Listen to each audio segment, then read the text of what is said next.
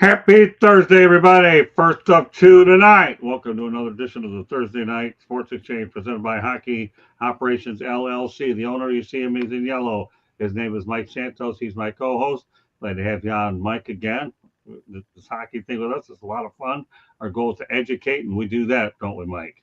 Yeah, looking forward to another good show, Scott. And of course, got Stephen Reichel, who's joining us tonight. Normally does a professor and pupil. Since it was Memorial Day, we didn't have one.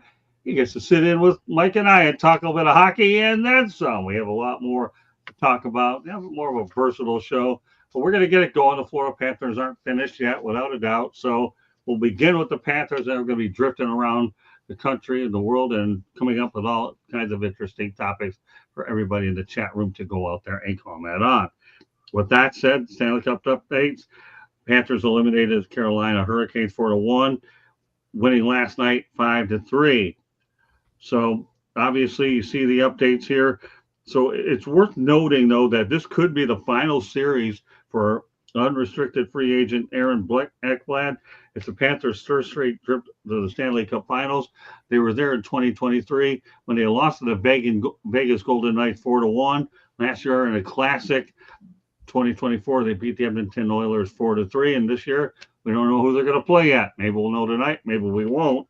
So let's talk about the Panthers' run right now, Mike, in terms of what you've seen so far. This team has really shown an awful lot of poise during the postseason, hobbling into the playoffs, but they seem to have played better as the tournament has gone on. Yeah, they. If you look back on it now, it looks like they played it right. Meaning, they went to the finals 2 years in a row. I think most people, including myself, were questioning, how they were going to be able to get through another long season and a hard playoff to get to the finals for a third year in a row, because that's the most challenging thing when you're playing that deep into the summer. I mean, really into the 1st of July every year. And then you've got injuries and things that happen when you go that far that you've got to recuperate from. But the Panthers, they did what so many classic teams in the past have done. And they understood they were a good team. They understood that unless something crazy happened, they were going to make the playoffs. And they didn't sell out trying to finish first overall or win their division. They tried to make sure that when it came playoff time, whether they were the home team or the visiting team, it didn't matter. They just wanted to be healthy and ready to go. And I think that a couple of things they did that really helped now when you look back in hindsight. Number one, Matthew Tkachuk's injury in the Four Nations. In February, they kept him out the rest of the season. I don't know if anybody knows how serious the injury was. I'm assuming it was. But most importantly, he got all that rest, and he came into the playoffs, started at the beginning of the playoffs, and has never looked back. I think that was huge for them. And then they did a couple of things to fortify their team. Teams that win the cup usually don't go after the big-time forward. We've seen this happen year in and year out where teams go after Patrick Kane, the Rangers, a couple of years ago. And last year, Carolina went after Gensel. And it never seems to work out. The teams that do well are the teams that make the deadline deals for those depth players at forward and those defensemen that fortify their D. And that's what these guys did, right? Florida, they went out and they got a Brad Marchand, who really for them only has to play a second, but really even a third line role, and gives them great depth, great experience, plays their style of game, real gritty. And then the guy that you mentioned a few minutes ago, Ekblad, is probably on his way out. He also got himself a nice rest for another reason because of the performance-enhancing drug suspension. But it gave him a nice 3-week rest or so before the playoffs as well. And what the Panthers did is they went out and got his replacement in Seth Jones, a guy that's only a year younger. I mean, people forget he's been around for 11 years, that Ekblad is only 29 years old, but Jones is only 28. Same stock, another big guy, another right-handed shot at the blue line. and he's already signed beyond this year. So he allows them to let Ekblad's money go and hopefully maybe re-sign one of the other guys, Bennett or somebody else they want to keep in the fold. So yeah, they've done it right. Can they get through one more series? We'll see. It'll be interesting, especially if it's Edmonton in a rematch. Yeah, I still think that they can retain Bennett. I really do. I don't think Bennett really wants to go, but he's certainly going to test his wares on the free agent market. He likes it there, but Ekblad's another story. If you had to take an educated guess, and obviously it's only an educated guess, anyways, where do you think would be the best fit for Aaron Ekblad? I think Aaron Ekblad at this point, especially if he wins a second cup, but he's won a Stanley Cup, he's going to go where he can get the most money. And if that doesn't necessarily mean the highest salary, it may be to another place where they don't have a state income tax, another place in the United States where he can save on some tax money, which will get him the most money in the end. But I'm sure Toronto will make a play for him. They're always looking for guys like that, especially guys that are from Canada or Ontario. I think that's a potential landing spot for him. I'd be shocked to see him back with the Panthers, though. I don't think that's in the cards. Yeah, I don't either. And another thing I should point out, then we'll turn over to Steven, and I have another interesting fact that came up that I'm going to talk about too. TNT NHL analyst Paul Bissonnette ripped Toronto after Game 7's loss to Florida. He says that they lost every single puck battle, pathetic performances as men versus the boys, completely unprepared. So the bottom line is, it certainly looked like the Leafs were flat in Game 7. I'll give them that. But before I do that and turn it over to you, I have to wonder, though, what Paul is saying about the Carolina Hurricanes. You're going to tell them that they're go out there and they're unprepared as well. Because now the state of Florida itself has had 6 straight Stanley Cup finals. Joshua, we'll get you in just a moment. I want to make sure we clean up a point. So you've had the Florida Panthers going there 3 straight years, Tampa Bay Lightning 3. But what are your thoughts about the critical nature of Bissonnette calling out the Toronto Maple Leafs? Well, I mean, I thought, and we mentioned this on shows before, the biggest problem the Leafs have is they don't have any leadership. And what I mean by that is leadership on the ice with players, leadership in the dressing room with players. I mean, Berube came over. He's a good leader as a coach, but you need guys that can lead on the ice. They just don't have that. I mean, Austin Matthews, not a leader. Mitch Marner, not a leader. Talented players, but it takes more than that. I mean, you look at the turnaround the Panthers had when they traded Jonathan Huberdeau, talented player, and came up with Matthew Tkachuk, talented player, but really has that grit and that leadership on the ice. I think that's what the Leafs miss most of all. And I still believe if Mr. McDavid gets his Stanley Cup in Edmonton, that he will become what Mark Messier was to the Rangers. He will become to the Maple Leafs. I think he'll take on that challenge, and he'll be exactly the leader that the Leafs need to make a real run at a cup. You mentioned that last week. I'm glad you brought it up this week, too. I really am. Mark Messier, what he did to the Rangers and what Connor McDavid could do to Toronto, that to me is legendary. I'm going to get to one fact in a moment, but I want to go to Steven. The one thing I'll just say quickly, I mean, you can see the growth in McDavid as a leader from last year to this year. I mean, he's always been supremely talented, one of, if not the most talented guy in the game right now. But, he really learned a lot from that 7-game loss to the Panthers in the finals last year. And he came back a different person, and now he's got that leadership role, and he's holding the other players accountable on his team. And that's why they've been such a surprise in the playoffs this year, especially after first round falling behind 2-0 to LA. Okay, we'll turn over to Steven.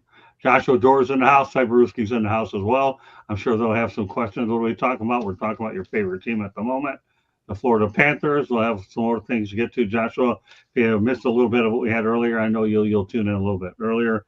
The only thing you pretty much missed is that we talked about the Panthers' 3rd straight trip to the finals. You know about the first two visits. We'll see where they land with the third. Also, just to recap a little bit, this is the sixth straight year that a team from the state of Florida is going to the Stanley Cup Finals. Tampa Bay Lightning have the first three. Now the Panthers are there as well. That gives you a basic summary, and of course, the Paul Bissonnette comment, which I saw you just popped in earlier. So that pretty much gives it to you. Aaron Ekblad, Josh, Mike Santos figures this is his last rodeo with the Panthers. And taking the money where we're going to go. That sums it up, but you can listen to it again there. So you also, all right, Steven's been waiting patiently, so go ahead. Listen, I'm not surprised. The Florida Panthers are doing their thing. I seen Sergei Bravlovsky. First few years here in Philadelphia, and he was an outstanding goaltender.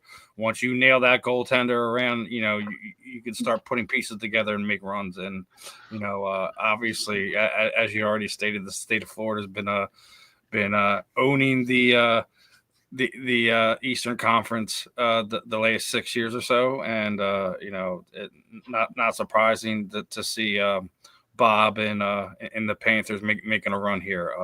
I hope they complete it, but on the other side of that, I kind of don't. I want to see Connor McDavid get his cup. It's he's been one of the more underrated, underappreciated NHL stars over the last 10 years. Everyone talks about Ovi. Everyone talks about Crybaby Crosby. I mean, it's his time. Regardless of contract, where he could potentially wind up in the offseason. I'm definitely down to see Edmonton finally get over that hump and bring a cup there, because we ain't seen one since the Gretzky days. So it's been a while since Edmonton has had their championship as well. But more along the lines, I want to see Connor McDavid, complete his task from as Mike was saying, that game 7, punch to the gut, man. It's a tough thing to bounce back from. Some guys never bounce back from it. It doesn't matter what sport we're talking about. Right. Game 7 meltdown can almost end a guy's confidence, his career in some senses of what they were. I don't think Connor's one of those guys who folds. So it's for me, I would love to see Edmonton kind of spoil Florida's little run here, but it's a fun time when we're getting down to the last two teams, man. It's we'll see who's going to be the official ones, but I like Edmonton being able to take it overall. Doesn't mean I don't have a little soft spot for Bob, but it's one of those things where here we're getting down to it, right? The last two teams that we're getting down ready to talk about championships. It's one of the fun times about this time of year as basketball and hockey winds down. We get to see, who are the final two teams to battle it out. It's a fun time in the sports world. I would say it that way. Well, according to CBS Sports, I have a really good stat, and this is really worth talking about. This is the Florida Panthers joined the National Hockey League in 1993. So according to CBS Sports, 1993, the 4 Stanley Cup final appearance and 31 seasons. Think about it. Now, that is more Stanley Cup finals than each of these NHL franchises. And I'm going to read them very slowly. 3 Stanley Cup final appearances and 52 seasons for the Calgary Flames. 3 Stanley Cup final appearances and 57 seasons for the LA Kings. 3 Stanley Cup appearances and 45 seasons for the Colorado Avalanche. 3 Stanley Cup final appearances and 54 seasons for the Vancouver Canucks. 2 Stanley Cup final appearances for the Anaheim Ducks. 2 Stanley Cup appearances and 54 seasons for the Buffalo Sabres, who God only knows how long it's going to be, much longer, because they still can't figure it out up there. The only thing nice about that area is the people in Buffalo are nice, but Niagara Falls is even prettier. So if you get frustrated, go back to the Falls and win a couple of bucks at the casino. You'll be all right. Now, the Carolina Hurricanes, 2 Stanley Cup final appearances in 45 seasons. Even the Washington Capitals, get this, 50 seasons, they've only had 2 Stanley Cup final appearances. Now we go on to the Vegas Golden Knights. Now, I love their percentages at least. 2 Stanley Cup final appearances in 8 seasons. You talk about out there dynamite start. Vegas is that. For Nashville, one Stanley Cup final appearance in 26 seasons. The Ottawa Senators, one Stanley Cup appearance in 32 seasons. How about those San Jose Sharks that we're going to talk about shortly in 33 seasons? So 1 in 33. The Winnipeg Jets, 0 Stanley Cup appearances in 25 seasons. Columbus Blue Jackets, 0 Stanley Cup final appearances in 24 seasons. The Minnesota Wild, 0 Stanley Cup finals appearances in 24 seasons. And Seattle, 0 appearances in 4 seasons. Of course, now we have the Utah Mammoth. Mike, we're going to talk about that. But, I want to ask you a quick question, though, Stephen. What are your thoughts about the new nickname for the Utah Mammoth? In fact, I'll even bring that up real quickly. Let me get both your opinion. But we'll address it first. Mike, the Panthers have done what they've had to do as an expansion team. This is their first rodeo. How do you like where their numbers stack compared to the other teams I just mentioned? Well, 1993, first Panthers season, was also the last time a Canadian team won the Stanley Cup, which was the Montreal Canadiens. So right. The league has grown. And as the league grows, it gets more and more difficult to make the Stanley Cup finals or even win the Stanley Cup. The odds are moving in the wrong direction. If you really want to look at it realistically, if there's 32 teams in the league, expectation should be you win the Stanley Cup once out of every 32 years. So the Panthers are ahead of schedule, and so are a few other teams. It's getting tougher and tougher, right? I mean, the Toronto Maple Leafs have never won a third-round playoff series in the history of the Toronto Maple Leafs, because the last time that they went and won a Stanley Cup in the 60s, there were only 2 rounds of playoffs, right? And there were only 6 teams, and 4 teams made it, and that's what it was. It's just there's more teams. The sport's bigger than ever. There's more parity. The game has changed, unlike other sports. Like other sports, I should say, except for baseball, in that, until the mid-'90s, 1994 to be exact, there were teams that played in different size rinks. There were different size ice surfaces. So just like baseball, where you had some stadiums that had a short right field and some had a short left field, and dimensions to the parks. You had a different lineup that you played or different pitchers that you pitched. Hockey standardized the ice surface in 1994, so a year after the Panthers came into being. And that's really that, along with standardizing the size of the glass around the arena, putting the team benches on the same side, because it used to be that the team penalty benches were next to the home team's bench. All these advantages have kind of gone away, and so has the home ice advantage, if you will, in hockey. So I think that's a big reason why you see this happening.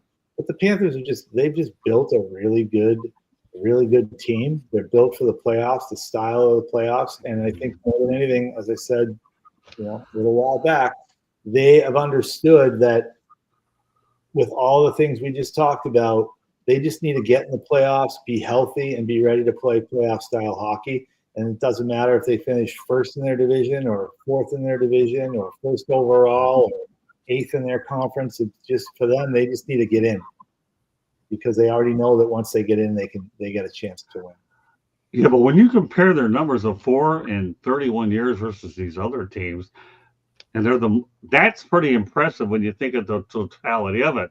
But I don't want that number to get to my head either, because they've been great lately, but they've been dormant for a lot of years. The one thing they did right is they built a stadium in Sunrise, where it's accessible in Broward County, so all 3 counties can access it. They did well there. Now they've built a new practice facility at the War Memorial Auditorium. They've done well. And another thing that will further back up your point too, Mike, is the fact that the Miami Marlins have 2 World Series championships, and they got in via the wild card. No matter how you get in, just win. And that's what the Marlins have done. They actually have to. But again, I guess we can both agree, though, that is a pretty impressive run when you compare to what these other teams are. Would you agree? Yeah, 3 years ago, they were 1 in 28 years. So That's true. Yeah, that's true. right? So Yeah, because for a while they had a hard time winning a game in the they're finals, let alone what in they their did. groove right now. They're in their groove right now. We saw Right. Tampa go through it. We saw the Chicago Blackhawks go through it. We saw the Detroit Red Wings go through it. All Right. teams go through it.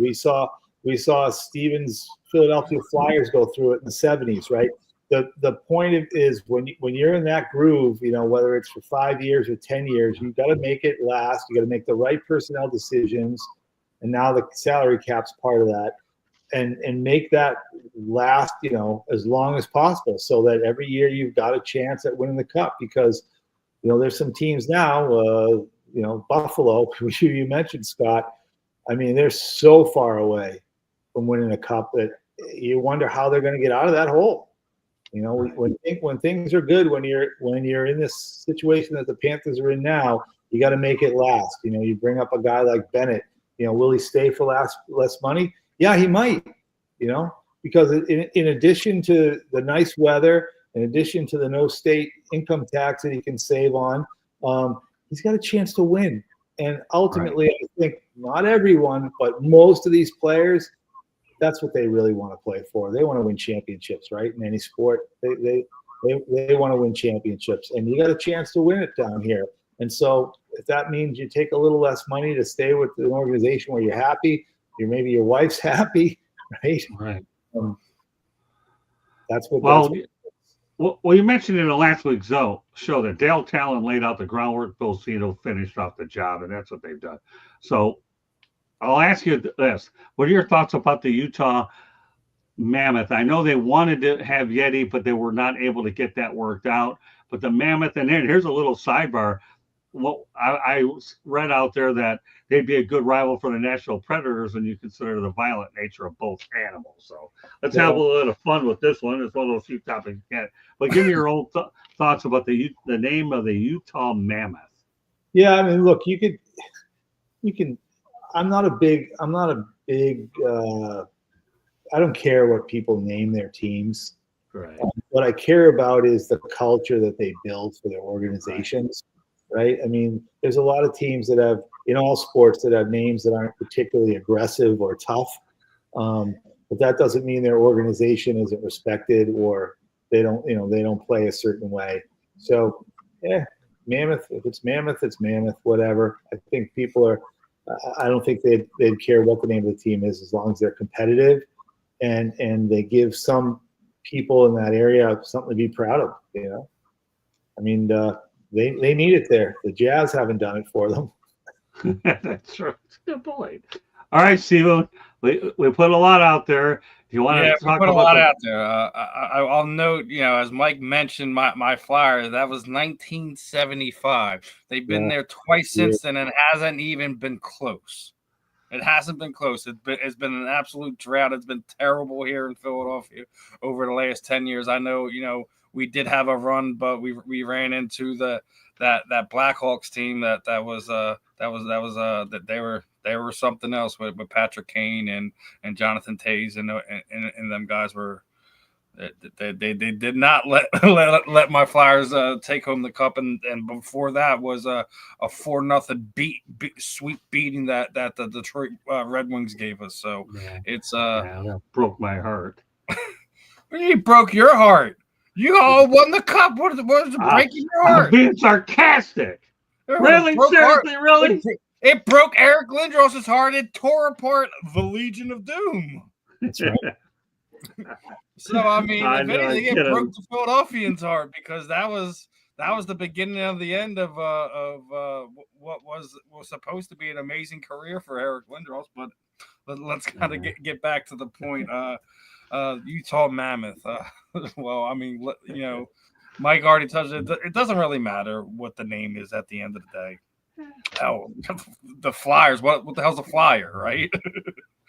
So I Yeah. mean, regardless, Nashville Predators, Las Vegas Golden, like it doesn't matter. Just bring in good people, bring a good organization, give the hometown fans something to cheer about, be happy about, be proud about, build a culture, and see how your organization grows. It's the naming of things is so relevant. It's part of the thing that gets me as woke as we've been watching all these name changes in Major League Baseball and football and stuff like that. Just like you're taking away from the culture that was built, that it was initially built around. It's silly. So regardless if it's the mammoth, I know we got a Rody quacked in there talking about the Yeti. Whatever it's going to be. Whatever it's going to be, like, listen, let's enjoy the fact that we do. I'm glad that we're getting more of these Midwest teams, organizations, some love. I feel baseball's missing out completely, wasting away with the Marlins down there in Miami. I think it should be almost done. Send them out to Nebraska or something like that, like where places where baseball is beloved and things of that nature. Oh, even Utah, give them a baseball team. But it's one of these things, man. It's just whatever the name is. Mike had already beat on, and I'm going to get to like build a culture, build something that you're going to get people to rally behind, not just the fans, but the athletes you bring in. So, well, if you're looking at jerseys, I will admit, and I don't care a lot of names either. I got cats, and I just name them whatever I name them. Animals, they don't care. They only think food and rest and attention. That's it. You don't have to put them through college. You don't have to do any of that stuff. But I will say I am looking forward to seeing the day that we have the Utah Mammoth taking on the National Predators. We'll see what jersey is a better looking one, let alone an animal. All right, we'll stay on a more serious thing, though, a little bit in Philadelphia, because on May 1st, 2025, the legacy of Ed Van Dam, who passed away, played 9 years for the Broad Street Bullies, and as Steve reiterated the expansion, Philadelphia Flyers won 2 Stanley Cups. What are your best recollections of Ed Van Dam? Oh, go ahead, Steve. I'll let you lead off. Go ahead. I mean, listen, the first thing that comes to my mind is the Soviet game.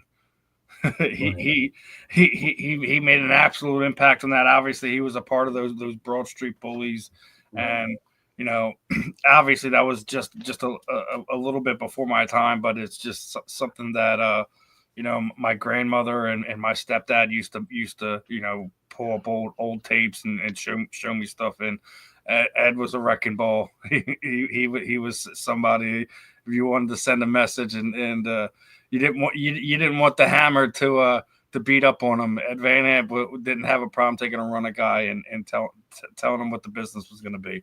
He's one of these early guys who were he was somebody that would correct people. Like we talk about policing the game, and anyone was taking liberties with your guys, more than likely Ed Van Dam would probably be the first one to take a run back at one of yours. So he was part of that old guard, man, that we're seeing phased out here in the NHL. But unfortunately, his time on this earth has come to an end. But he will always be remembered here in Philadelphia, and he will always be beloved. What about you, Mike? Yeah, he was just a tough SOB, and he was not only a part of that Flyers culture, but he was one of the leaders of it.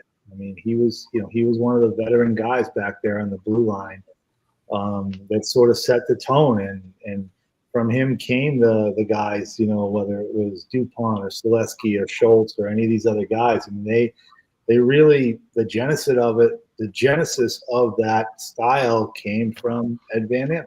He was the guy. I mean, I don't know, but to me, for those of us that remember old time wrestling, not college wrestling, which I adore, but old time wrestling, he just reminded me of George the Animal Steel. I looked at him and I just thought he was George the Animal Steel on skates. He was he just had that growl to him, and I think Steven's 100% right. He was probably the cornerstone of building that culture for that Flyers team in the 70s. That was not only a really good hockey team, but a really tough hockey team. When you have Dave the Hammer Schultz on there fighting everybody inside, I'm surprised he's not on your bare knuckles show. I mean, and all the combat sports. It's not easy to get these guys, man. I don't know. The way you're racking them up on Tuesday night, I'm proud of this guy. I'll tell you one thing, Mike. To Steve's credit, come up with some pretty dynamite guests on the Inside the Pigskin show. He pulls people out like Ben Troop. We got Wow. our Chris T. Jones, I'm telling you. And now Marvin Powell joined the party. Who knows what Steven's going to come up with? And all due respect, Mike, Steven Reichel to me is my right-hand man behind this operation. That's why I'm putting him on tonight with you, because we're looking forward to bring you and him and I on Monday night. Well, we can do Professor and People. Who knows? I might actually cancel the Professor and People and do a real and the rare on that one. And that way it'll get Steven on audio as well. That's something to think about, the real and rare. And we're going to do all kinds of stuff. So, Steven, think about it. You'll make your iHeartRadio debut when we pull that show on a prime time. How does that sound, buddy? So, but yeah, with all due respect, I think it's all interesting. Now, get this. I like what Steven, Conflict on Ice. I bought a couple of those videotapes at the Philadelphia Spectrum when I was at that Jordan Philadelphia game. I still love watching it. I even watch some of those things on YouTube, and it's unbelievable. Hey, listen, man, anytime you can play God Bless America and you have Kate Smith. Kate Smith, thank you. Hey, that's pretty good. I mean, the Russians got beat up and nobody played them that brand of hockey. And that's one thing they reunited the country. So I'll leave it at that. We could talk all day long and tie them into anywhere. But I'm going to ask you an off-the-wall question, Mike, and I have one more Philadelphia topic I want to get to. Candy goes to a station break. But this caught my attention. And, Mike, knowing that you're a lawyer as well, I decided to bring this up. J.P. Morgan CEO Jamie Dimon says bank is preparing for a whole range of scenarios as the economy faces considerable turbulence. Do you believe that? Yeah, I definitely believe that. I think we've got a lot of turbulence in this country right now. Right. You know? And most of it is economical, and because of the inflation that we have in this country. And I wish that, sides would stop blaming one another and put themselves and their heads together and start to solve this problem. I mean, I'm just so tired of is it a Democrat? Is it a Republican? I don't care. Like, we've got to get back to being Americans and solve our problems. And I think it starts with, people in this country having a work ethic. And, I'm going to pick on young people today, but I just don't see the work ethic in young people today. And that's probably our fault, because we've probably brought them along or brought them up in a certain way where, they think all they got to do is take selfies of themselves with their phone and they're going to be a celebrity. Yeah, there definitely is room for concern. Steven, you want to add something to this? He's not wrong. Listen, we got to stop pointing fingers. Oh, it's a Democrat. Oh, it's a listen. I don't care. You're left. You're right. You're conservative. I do not freaking care. Do not. Let's get back to Americans being Americans. Let's get back to the working blue collar people being celebrated more than freaking retarded streamers. Like hell, like look at the boxing world. We have to deal with freaking Jake Paul. Yeah, Jake Paul. He's beating up senior citizens and guys that are 2 weight classes below him, and there are people touting him around as like this great guy. Like, dude, he's a spoiled Nickelodeon brat. I mean, stop. Like, please, like, listen. Stop worried about what people think of you outside of this or that. Like, listen, let's get back to making money for this country. Let's get back to being Americans, and we're not just talking about the last 10 years, the last 20 years. It goes back even further than that. We've allowed corruption on both sides to run rampant to a point where we're watching gas prices be through the roof, food prices be through the roof, to the point where it's just everything's so out of whack. But we want to sit there and blame everything else but what we need to, our freaking selves. We've allowed this to happen. Okay, very well said. All right, we're going to stay in Philadelphia, and we're going to have a couple football topics on here, and this is one of them. The Philadelphia Flyers, I mean Eagles this time. It doesn't matter. They're both physical. Okay, GM Howie Roseman says the team has a policy to not scout players who have been violent against women because he's made that mistake 10 years ago. What are your thoughts about his policy, Mike? I know you've been in the front office before looking at players, but when you think about it, he's learned his lesson. I know other teams may look the other way, but what are your thoughts about what Howie Roseman, his position on this one? Well, I'm all for it. I just think that this is another thing that points towards a person's character. And that's the most important thing. We've had this discussion in the past when I was working for clubs. I mean, probably the number one thing I looked at any potential player was what type of character they had, right? And that's measurable. I mean, Right. and I think too many times in all sports now, I just heard some crazy thing from the Patriots today because of this Stephon Diggs stuff that's going on. And, people are saying, like, I don't care what he does or how he does it as long as, he can catch passes from Drake May. Well, that's not what I'm all about. And I think that's what Howie's saying. That's not what the Eagles are all about either. They want character guys because that's, in the end, that's what's going to get it done. Well, when you consider the success they've had in recent years, it's pretty hard to argue against the formula. Once upon a time, Chip Kelly went in there. We all know how that went. But Steven, pick up this thing. You know it better than anybody. What are your thoughts about his approach towards doing business the way?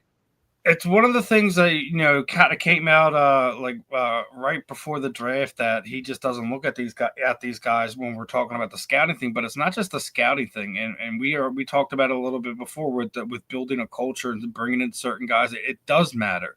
And, Mike was just talking about what's going down there in New England with Stephon Diggs. He's partying on boat, giving girls drugs, doing this, that, and the third. Like, listen, it's all fun. If that's the life you want to live, dude, you represent a brand. You not just the New England Patriots, but the National Football League. So it's only going to be a matter of time before there's kind of a conversation that goes on between owners. Be like, listen, we need to not offer this guy anything and just let him go and live his life. Now, Howie, like I laugh at sometimes where we're over the last few years. That's like we're linked to just about every superstar athlete that is potentially trying to leave their thing. And I go and look at one thing immediately is if they've had instances with domestic violence. And I was like, they're beginning of the offseason. They're like, oh, the Eagles are going to be looking into trading for Tyreek Hill. I'm like, no, they're not. No, they're not. He's been into too many spats with his girlfriends and stuff like that. Besides, I don't think we can afford his alimony payments at this point in time. Listen, I make light of that, but like he's made his own situations, and Howie Roseman's already made this clear. If he's not going to scout guys like that, he's not going to trade for guys like that. Right. So, like, this is like going into fake news and stuff like that, but it's one of these things. Like, he has a certain type of guy that he wants to bring in there, and I think even AJ Brown did an interview recently where he's saying like, guys that are having problems where they're addicted to women in a certain type of way, that they give them certain type of attention and stuff like that. It's something that I talk about on the Fan in the End a lot, but between me and Ben. Go and look at some of the most successful guys, not just in the NFL, just in sports in general. What is one of the main factors into that? They're married men with good home lives. Mm-hmm. Okay. The top guys in this, I mean, Kobe Bryant, for example, like regardless of what, him not having as many championships as this guy or that guy, but he was basically the face of the NBA for the better part of 10 years. And, he was beloved on all types of levels. Obviously Shaquille O'Neal is a guy that he was partnered with, and there was friction between them because Kobe was beloved in a certain type of way. I believe is because his home life was situated where Shaq used to run around on his wife and do what normal basketball players do. There's a reason why these guys do that, and that may not be domestic violence, but it's one of those things where there's a certain line you don't cross.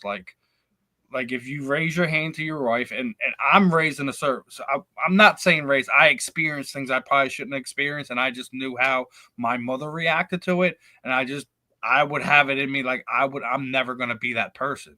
I'm never gonna raise my hand to a woman, no matter what she does. Like I'll restrain somebody, but I'm never going to strike a woman in anger, regardless of the heat of the moment or whatever. You have to hold yourself accountable to this. And I'm so glad that Howie Roseman made it a point not to just sit there and say, hey, women are number one on my list. You cannot, that's something you can't do. And that's something we're not going to accept here in Philadelphia.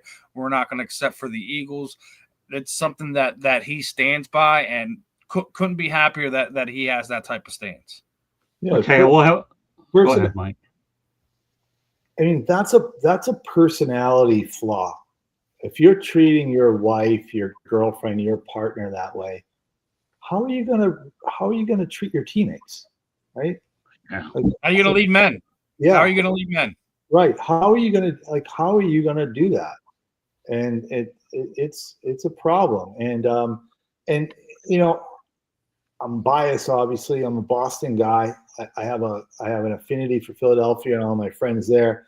But the successful organizations, I find, build their teams for their cities. And I think the Eagles are a good reflection of what people in Philadelphia stand for.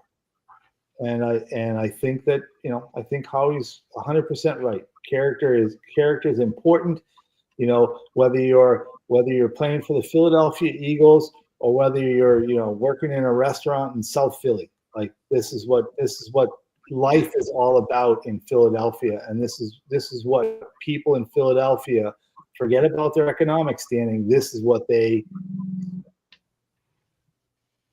Okay. All right, so let me ask you guys individual questions here, and we'll make this segment really brief. I know we have a few other things I want to get to, but Steve, talk about your passion for combat sports, and then I'm going to have Mike talk about his passion for college wrestling. I think this is good because after you guys ask this question, we're going to work on putting a reel and a rear together. And I want to move it along. But I think it's pretty good that I have two people. Mike and I have already talked about me going to one of the World Wrestling Championships, and I'm going with him anyways. But so why don't you start, Stephen, with what drew you to combat sports? I kind of fell in love with combat sports early, and it was obviously grown initially from the WWF, aka the WWE, when you had those personalities and things of that nature. Right. But then also you grew up with guys like Mike Tyson and Evander Holyfield and George Foreman, and like watched the combat. I've watched combat sports athletes most of my life, and we're at a great time here in Philadelphia. We got Sean Brady, we got Joey Pfeiffer, Andre Petrovsky, Jeremiah Wells. We used to have now retired and a commentator, Paul the Irish Dragon Felder. We have a rich thing, and let's not forget about Jaron Boots Ennis, who's gonna be a multi-weight champion before everything's said and done. He is an absolute wrecking ball. We are blessed here in Philadelphia, and it's just kind of grown. We watch, and I say combat sports because it's not just MMA, it's not just boxing. We got bare knuckle growing now. Dave Feldman's here from the tri-state area. Obviously, when they launched and did everything, it was down there in Florida, but they've grown combat sports to a point where we're at a special time when we're talking about combat sports and things of that nature. The pro wrestling, regular collegiate wrestling, all of it's so easily consumed now, where before you had to go to specific sites or specific newspapers and things of that nature where people would cover that. Now, every weekend we could very well have fights Friday nights, fights Saturday nights, and then, something else Sunday night. It doesn't matter if it's here in the United States, if it's international, if you're one of these people who follow like ONE FC or even some of the the Russian combat sports promotions. There's just so much of it, and also so many different ways to consume it, regardless if it's going to be on your big broadcast channels. Obviously, the UFC is kind of fading away from ESPN now. They were also on Fox. It's so easily consumed by streaming, by all this other means.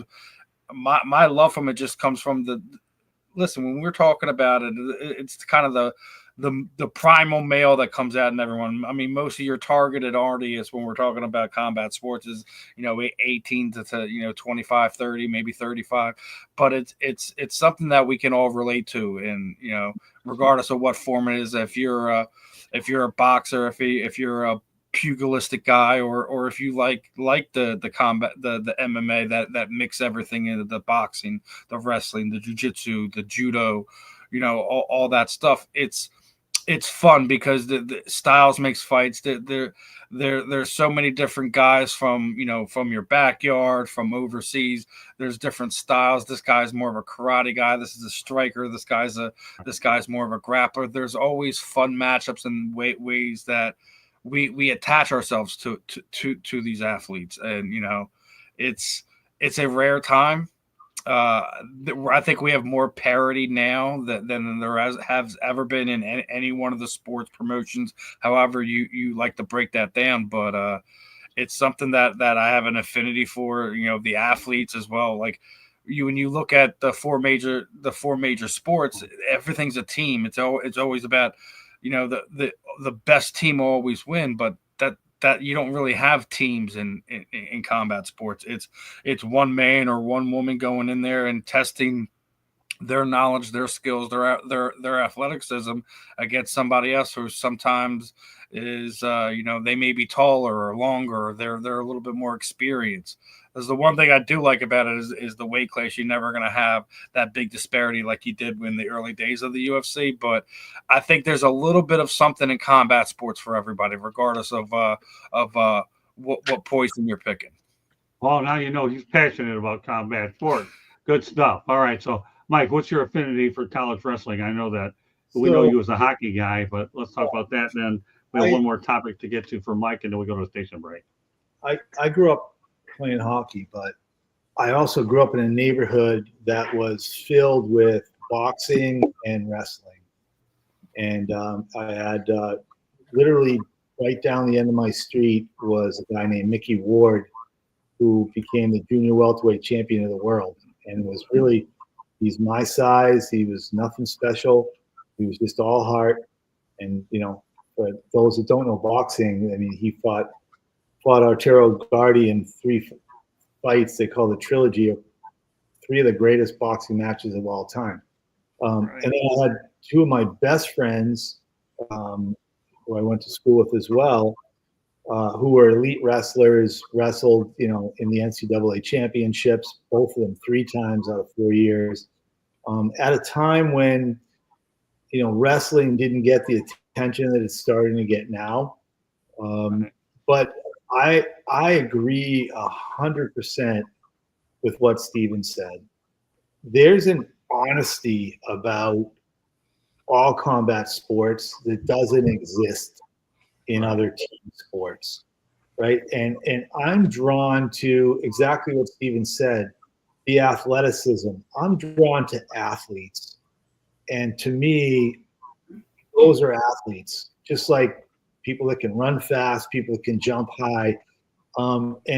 As I get older, I'm more and more drawn to athleticism and honesty in sports competition than I am in team sports, where some guy who's just a small part of a team and maybe can do one thing well is given all this praise because of one skill that he has.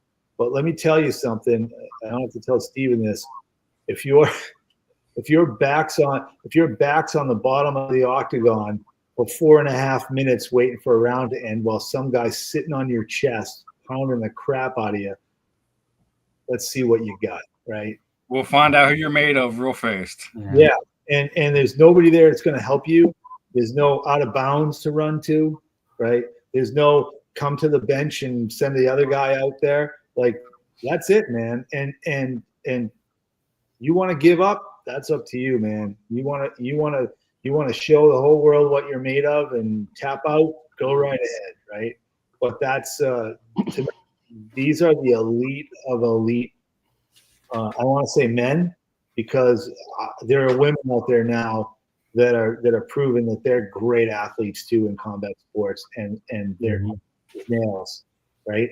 And that doesn't. The other thing I have found in my experience, very similar to the tough guys in hockey, when these guys step outside the ring or the cage or whatever it is, wherever they compete, they're good human beings, and they stand for principles and doing things the right way. And they're not, by and large, like the rest of society, they're just good people. They're not crazy. This is just what they do for a living, and this is how they carry themselves in life. I mean, I don't see how. Well, I guess some people aren't, but I don't see how anybody can't be drawn to these types of sports. Great comments for both. All right, this one's for you, Mike, only. Bill Belichick's girlfriend, get this, has reportedly amassed $8 million for their real estate portfolio since they were dating. What's your take on this? We know that she's been prominently around UNC. I know there's a little bit of drama around there, but obviously football is coming close. But think about it, a young 24-year-old young lady with a 73-year-old guy amassing $8 million. Do you have any takes on this all the way around, Mike? Yeah, I'm glad he was sitting next to her on that plane and not me. What's that? I'm glad he was sitting next to her on that plane years ago and not me, because I wouldn't want anything to do with her. It's real simple. She got daddy checks. Yeah, there you go. Don't they all? I know you one thing. All right, we're going to Candy for a station break. South Florida Tribune Publishing Company published a book, Lessons from the Microphone, Tuning into the Enduring Wisdom of Visionary Leaders. It is written by our host, Scott, the Motor City Madmouth Morganroth. It talks about Scott's 40-plus years in the media business and how it has changed and evolved, old school media versus new school media. It's available on Amazon, Barnes & Noble, Kindle, Google, and Apple Books. There's also a link on our website, www.southfloridatribune.com. There is a plethora of great content there. Please go check it out. If you see that red subscribe button, hit it, like us, share us with all your friends and family. If you like to listen to podcasts, you can find us wherever you get your podcast. If you want to advertise or sponsor a show, call Scott 954-304-4941. And if you want to be a guest or have show ideas, you can always email us at southfloridatribune@gmail.com. Back to the program. Thank you, Candy. All right, 4 more topics I want to get to. We're doing a great job moving the show along. Should the NHL consider an in-season tournament in order to get more eyes on the regular season? Let's not kid ourselves, Mike. Okay, well, we have a couple more shows to go, then we're going to take a little bit of a break for a while. But when you think about the fact that we both admit the regular season, football dominates earlier. But do you like the idea of a potential in-season tournament for hockey? No. Okay. No. Why? Why do we need one? It's not going to increase viewership. I mean, we saw all the craziness around the 4 nations this year, which was 10 days of hockey. And as soon as that final game was over, where the U.S. lost to Canada in overtime, the next day everybody forgot about it and went right back to their business. It doesn't do anything. The players already play a long enough season.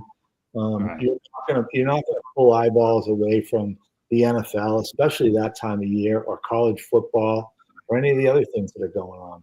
I mean, how successful has the NBA's in-season tournament been, right? I mean, I've got a comment on that when you're done, but I want to see what your thoughts are on the NHL's version. I just think it's an afterthought. Yeah. All right. Let me pick this up here because I agree with you 1,000%. The NBA needed it because they're desperate. The ratings are down. Okay, we have load management, and the league is suffering badly in popularity. If nobody believes us, all you have to do is look at the 4 Nations tournament did compared to with the NHL All-Star game. The NHL doesn't need an in-season tournament. The game, they play intense, they play hard. Where the NBA is doing anything they can find the gimmick to keep it interesting that time of the year. What do? Shoot 3-pointers instead of play the old-fashioned Broad Street Bullies way? Yeah, that's why you need something to keep that interest afloat. But not with the NHL. They're playing hard all the time. Let's not kid ourselves. I think hockey players are the most underpaid players in all the 4 major sports because of what they have to go through. But because of the economic setup, I understand the purpose. But I agree with you, Mike. The NHL does not need an in-season tournament. Whoever brought up the idea should be ashamed of themselves. The NBA needs it because they're desperate. And Stephen and I are going to be talking about the 76ers process in a future edition of Professor and the Pupil. But I agree with you, Mike. They don't need it. The NBA is desperate. And that's all I have to say. I'll turn it over to Stephen. Give you a little tip of what you're into anyways. I totally agree with the both of you. It's a terrible gimmick. It was a terrible gimmick for the NBA.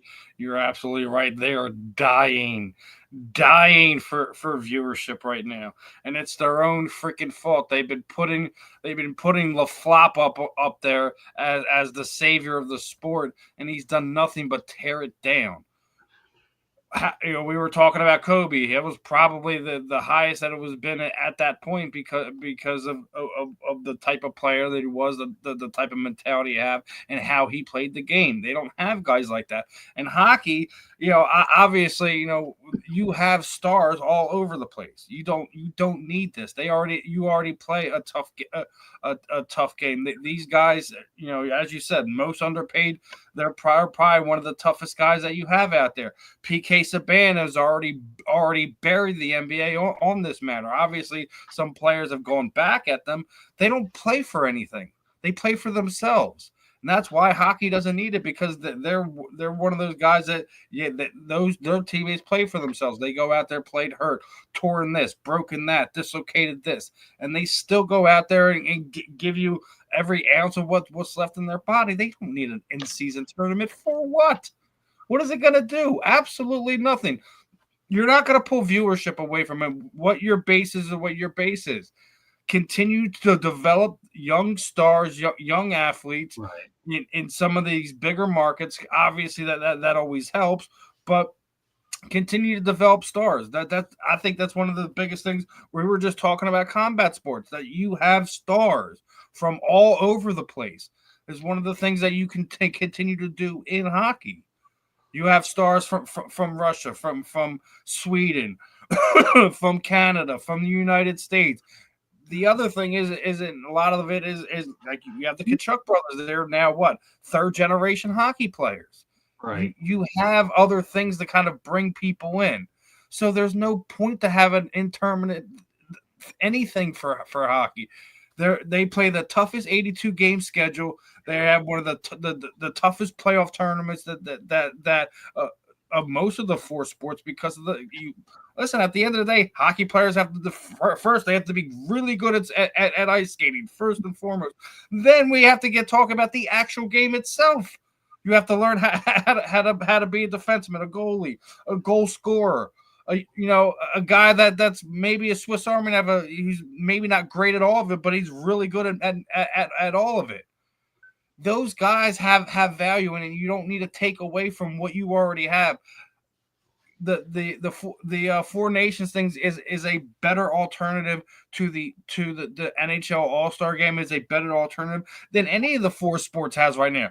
Pro Bowl is absolutely freaking unwatchable anymore. They're playing flag football. No one wants to watch that. We can do that at the Olympics now.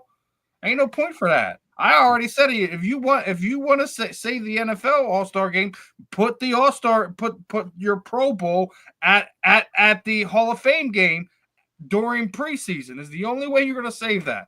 Otherwise, it's dead. Baseball, I think you should go back to some of the ways they used to do things. Baseball's All-Star game isn't bad. That's not. I think the Pro Bowl was better served when it was in Hawaii, because these guys got a free trip to Hawaii, Steven. It wasn't bad there. But the baseball All-Star game is okay. But I totally agree with you, Steven. Everything you've said is on point with this. It really, truly is. I mean, they don't need it. The NBA Cup is what is it? A consolation trophy for what? Oh, maybe some of our players will get more experience. Unless you're giving them I already said the only way if you change that, if you don't do like an in-season tournament, you do, maybe it's the preseason thing, and then it's like like some of the best players that you have in the sport playing. You can't sit there and do an in-season tournament. It makes no sense. It goes against what you're doing. This is bad as the play-in what NBA is doing. It's stupid. Well, I could tolerate the play-in a little, but not much. But we'll leave it at that. I could tolerate it. I didn't say I liked it. You can't find out who the best 8 teams in each conference in 82 games. I don't know. Listen, I said I could tolerate it. Didn't mean I liked it. Remember the difference between tolerate and like. And that's all I'm going to leave on that topic, okay? Because I'm going back to another personnel thing that Mike Santos can answer like we did a little bit earlier. The Raiders had 7 first-round picks from 2019 to 22. None of them remain on the team. How do you blow that, Mike? 7, and none of them worked out in a 3-year period. I don't get it. It happens to a lot of teams and in all sports. I mean, the Boston Bruins haven't been able to land a first-round pick that's made their squad since 2015. They had one guy that made it, Jake DeBrusk, and they had three in the top 20 that one year, and none of them made it. So that's a bad organization, obviously, especially when it comes to scouting and development. Football's a little different. I mean, you gotta scout and you gotta land guys. I can only speak to hockey. I know one thing in the hockey world, you're looking at 16 and 17-year-old players. You're drafting them when they turn 18 and trying to predict what they're going to be like when they're 23 and 24. It's real tough. It's real tough. But in the NFL, I mean, that's starting to get like all sports. Guys are going playing 1 year, 2 years now, and splitting at 20 years old to go play in the NHL, in the NFL. It just gets younger and younger, and it's just more and more difficult to scout these guys.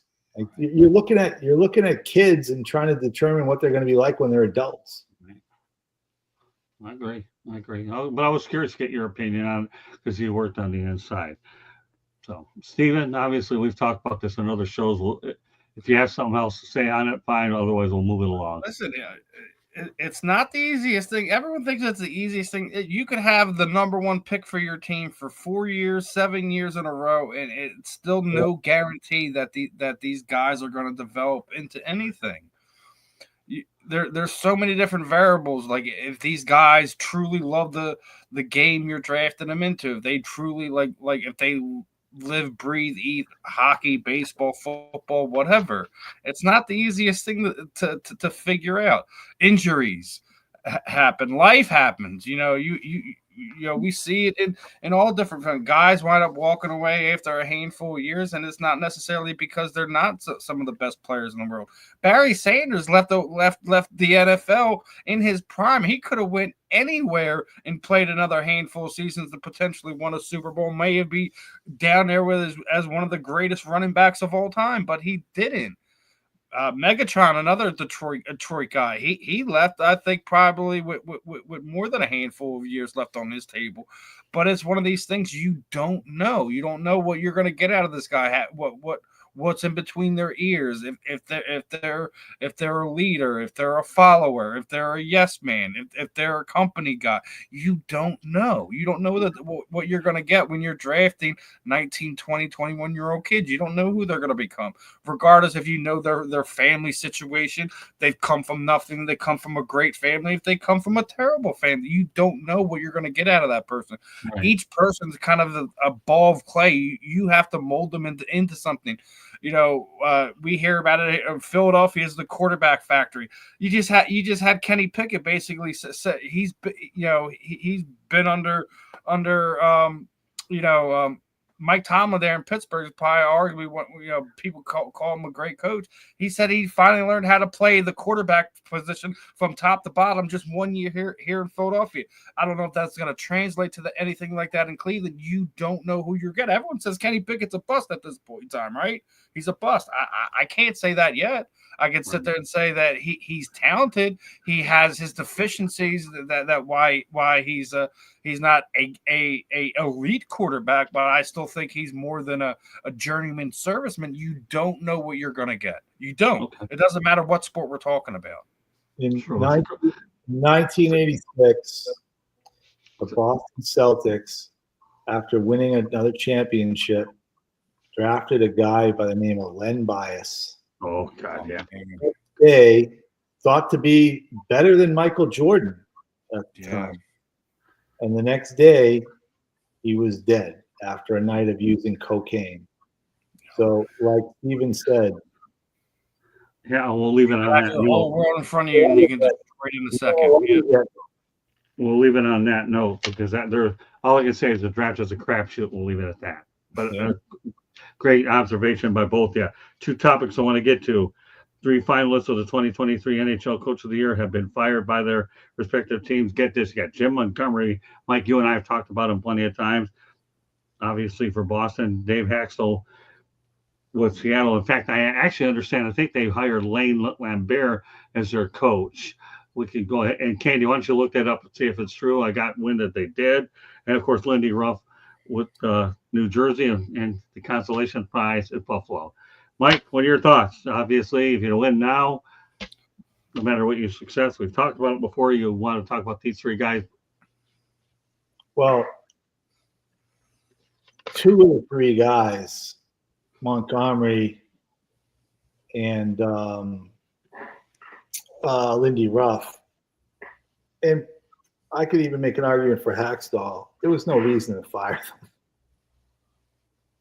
I mean, Lindy Ruff did nothing wrong other than the fact that their superstar player up front in Jack Hughes got hurt in the 4 Nations tournament and missed the rest of the season. And what are you going to do? They just they fell in the standings and then were eliminated in the first round of the playoffs, right? Jim Montgomery, I mean, 2 years ago, he not only had the best record in the league, he had the best record ever in the history of the National Hockey League. And then all of a sudden he forgot how to coach. Yeah, right. So, and by the way, both of those guys bounced back pretty well, right? And then Lindy Ruff, who's, I don't know what his age is, but I'm going to guess he's at least in his 70s, has gone back to Buffalo where he played and coached. Right. That was a great hire for them because they're struggling. They need some credibility. Hopefully he can bring it to them. And Jim Montgomery, the next week jumped into St. Louis and took a team at the bottom of the standings and went to, multiple overtimes of Game 7 before losing to the Winnipeg Jets this year in the playoffs. So, I don't know. I don't know why people make decisions sometimes. I'm sure there were reasons maybe behind the scenes that we don't know about. But in all of these cases, I don't think it has anything to do with their ability as coaches. But there was something behind the scenes that we don't know about that was a reason for them. Well, it is confirmed. Lane Lambert is the new coach of Seattle. You have any quick thoughts about him real quick? I know it's something unexpected, but we also talk about breaking news. And from what I understand, I believe Marco Sturm has been hired by the Boston Bruins as well. How about some quick comments on those 2 hires? We'll go over to Steven real quick and more topic. I know both of those guys real well, actually. Lane Lambert, I worked with in the Nashville organization, and we're good friends. He coached our team in Milwaukee for several seasons, first as an assistant coach and then as a head coach in the American Hockey League. And then he came up and was an assistant coach with Barry Trotz, followed Barry to Washington where they won the Stanley Cup, and then followed him again to Long Island and became the coach of the Islanders after Barry Trotz resigned and left. I think he'll do a great job. What does he have in Seattle to work with? I think there's a lot of work to be done there. I think they're a team that relied on a decent expansion draft to make the playoffs this first year, but since then haven't done a lot to develop their organization for future years. So we'll see. I think that's interesting. Marco Sturm, I actually had Marco with the Panthers in our 2011-12 season. Acquired him in a trade with Michael Samuelson that saw David Booth go the other way to Vancouver. And I think if that is in fact who the Bruins hire, I don't know if that hire has been made yet. I know it's been rumored about, but as I understand it, they're still interviewing a couple people tomorrow, including Sturm, who's going in for another interview tomorrow. But if he's the guy they hire, I think he's an excellent choice. I just hope the Bruins are looking to rebuild their organization, to develop some young players, and they give a guy like him the time to do that and develop these guys and build a team, and they don't expect him to go in there and be a Stanley Cup contender the next year or two, because that's not going to happen no matter who the coach is. Yeah, I've actually heard it has been done about a day or two ago. I'm sure we'll get more confirmation as we go along. It's too bad it didn't work for Dan Bylsma out in Seattle, but we'll leave it at that. Those are a couple of quick coaching hires that have come up recently. I figure we'll get them out of the way now. Steven, any quick thoughts about the other coaches that were terminated? One more topic to get to. We're going to end the show on a positive note. Go ahead, Steven. It's tough hockey coaches, man. Like, because it's it's really, it takes nothing to get you fired. I mean, look here in Philadelphia. We had Hackstall here. We couldn't get nothing going. Hell, we just brought Rick Tocchet back for whatever reason. That's going to be it. It really is a couple things. Like it's one of the things that Mike was saying. It could be stuff behind the scenes. It could be button heads with the talent on the teams. It could be just you're bringing new management in and they want to bring their guy in, or they've been waiting for an excuse to fire you so they can bring the guy they want to have run the team come in. So it's just like we were talking about. It's a crapshoot for. For drafting guys. It's a crapshoot for coaches too. There's some guys that will go through 3, 4, 5 different organizations before they get put in a situation or have the right guys around them to be able to get the best out of his guys. They some of these guys have to fail on the job a lot until they find the right formula that works. So I think it's just as rough as at hockey as it will be in any other sport. I mean, hell, we just saw basketball that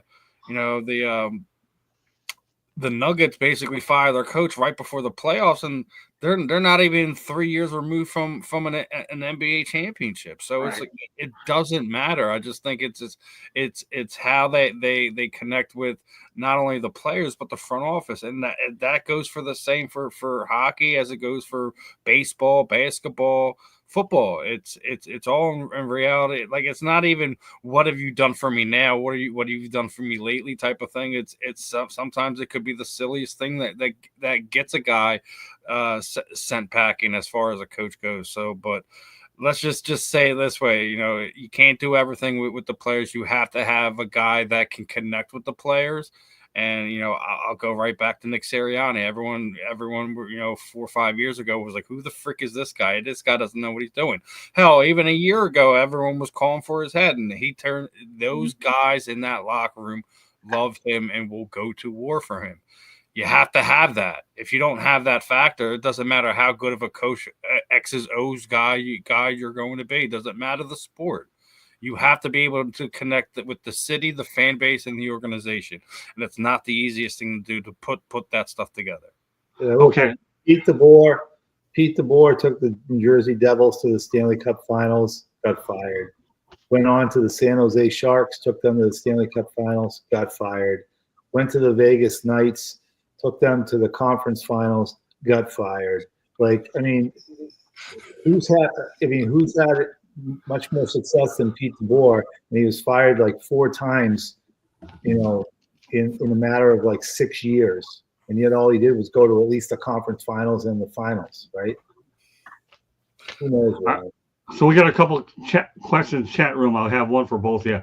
We'll start with you, Mike. What's the best coaching hire so far for you, Mike, and then Steven, you'll answer the next one. I see it. Ooh,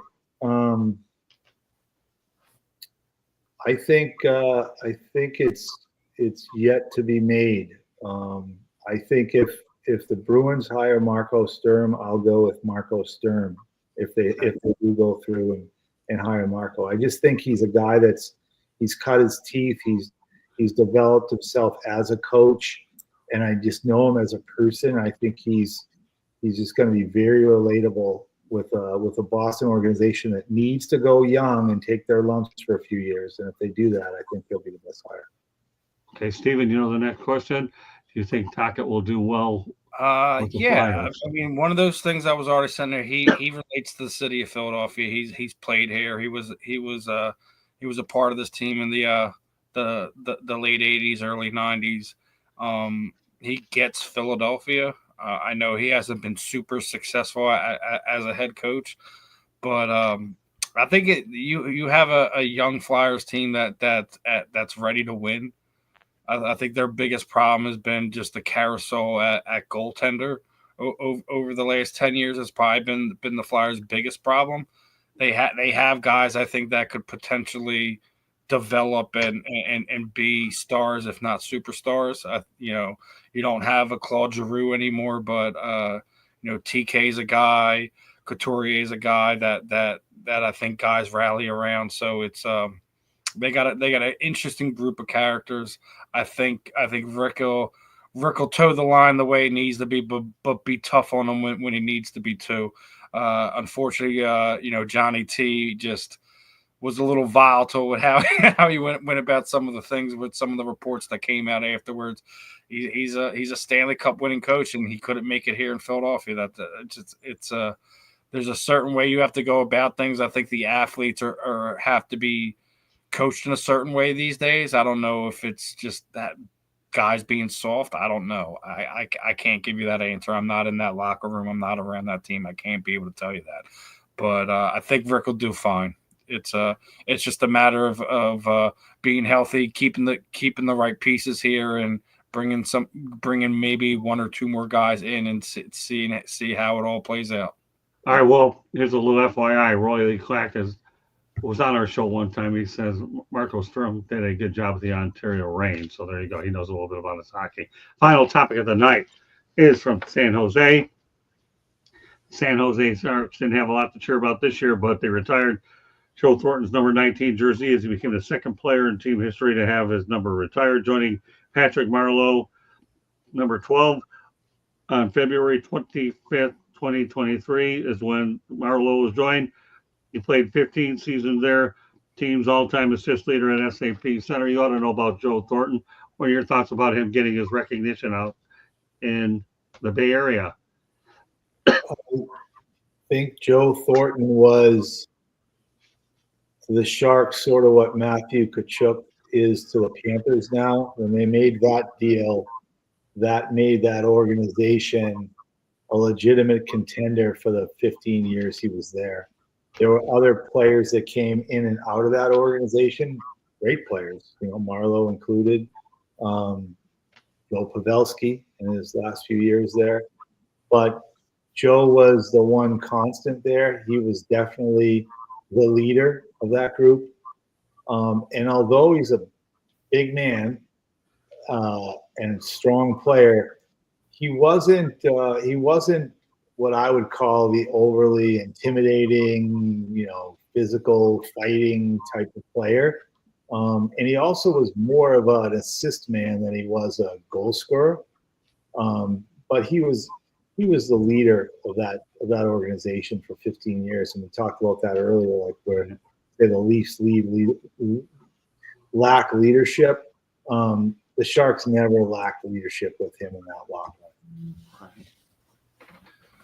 Steven, anything to say about Joe Thornton? Joey T was a fun guy to watch, man. Like Mike said, he wasn't, he's not your 50, 60 goal scorer, but he's one of these guys. He's like a Swiss Army knife. He can be whoever the team needs to be. You have to have those leaders in those locker rooms, and he was one of those guys that guys would look to for stability, leadership.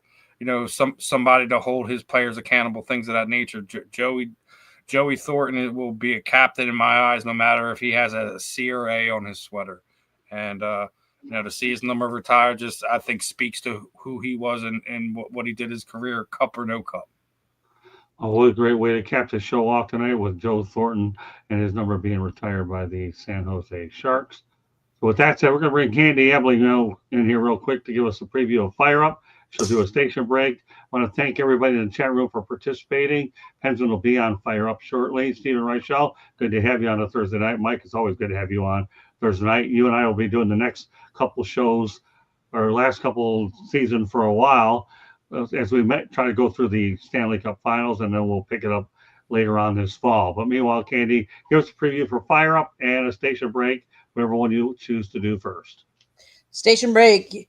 South Florida Tribune Publishing Company published a book, Lessons from the Microphone, Tuning into the Enduring Wisdom of Visionary Leaders. It is written by your host, Scott, the Motor City Madmouth Morganroth. It's available on Amazon, Barnes & Noble, Kindle, Google, and Apple Books. Talks about Scott's 40-plus years in the media business and how it has evolved. Get your copy today. There's also a link on our website, www.southfloridatribune.com, where you can find a plethora of great content. Go check it out. If you like to listen to podcasts, you can find us wherever you get your podcasts. If you have not subscribed to our YouTube channel yet, what are you waiting for? Do it now. Hit that red button. Like us, share us with all your friends and family. If you want to advertise on a show or sponsor a show, call Scott 954-304-4941. And if you want to be a guest or have topic ideas, you can always email us at southfloridatribune.com. And as far as Fire Up, which follows you guys, we will be talking a little bit about NBA playoffs, NHL playoffs. We're going to talk about a little bit about the payroll of the Dodgers and some MLB information. So tune in to find out more. Thanks, Scott. All right, Mike, any updates on Hockey Operations LLC? No, not for hockey operations in general, but again, everybody should tune in and check out BostonTeaCompany.com. We're going to be coming out with a new line the end of June, just in time for the 4th of July holiday here in the States. And I think people are going to be pretty excited with a lot of the new clothing line that we're coming out with Boston Tea Company. Great stuff. All right, Stephen, let everybody know they get a hold of you. By the way, programming note, Monday night, Professor and the People returns at approximately 7:15 p.m. Eastern Time. Stephen and I will be doing the show, and that will be the lead-in to 108 Stitches Baseball Talk. We were off last week because of Memorial Day. Stephen does an outstanding job with the real and the rare, among other things. So give him a brief overview of what you do, and we have work to do on Monday. And, of course, we have it Inside the Pigskin on Tuesday. Take it away, Stephen. Yeah, obviously, you can follow me on X at the handle right below my name there. That's Steve Sports Talk 1. Facebook, just type in my name, Stephen Rochelle. Same with Instagram, YouTube. You should be able to find me all the same there. Basically, every Wednesday afternoon, sometimes evenings, me and Ben hop on and we do our show, The Fan in the End. Always have fun guests. We just had former Indianapolis Colts tight end Marcus Pollard on this past week. That was another fun interview with him. Obviously, he'll be back here at some point in time as he's working with the Jacksonville Jaguars front office now. It was a fun interview. If you have missed that one, make sure you check that out. Over the past few weeks, we had a few women's MMA fighters on, both Jessica Evil Eye, who just recently signed a contract with BKFC, and Lauren Murphy, who's going to be making her retirement fight within the next 2 months here for the UFC. Make sure you guys are tuning in and checking those episodes. I got a few signed card giveaways. I'll be attached to that. Just make sure you like, subscribe, leave a comment on the YouTube links. And this weekend ain't gonna be no different. I got a BKFC Ice fighter coming on. Cameron Prope's gonna be on, and BKFC fighter is also gonna be on this weekend. So always got some fun stuff going on. And guys, make sure you're locked in. I got a fun interview. We're gonna be doing a pre-record that will air sometime in the next month. You guys are not gonna want to miss. Very good, Stephen. I'll see you on Monday night. Of course, we communicate every day anyways. Doesn't matter whether it's one way or the other. Mike, we have a date next Thursday night. We have 2 more shows to wrap up. Not only talk about Stanley Cup playoffs and some other moves that are pending. If I heard correctly, I believe the Islanders are also keeping Patrick Wall 1 year, giving him 1 year with the new regime. We'll see what happens. Figure I get that out as well. So meanwhile, what a show tonight. Fire Up is coming up next. On behalf of Stephen Reichel and Mike Santos. My name is Scott Morgan, Route to Motor City Madmouth. Thank you for joining us on this edition of the Sports Exchange. And I hope everybody has a great weekend. And Candy, have a great show tonight in the Country Club. Good night, everybody.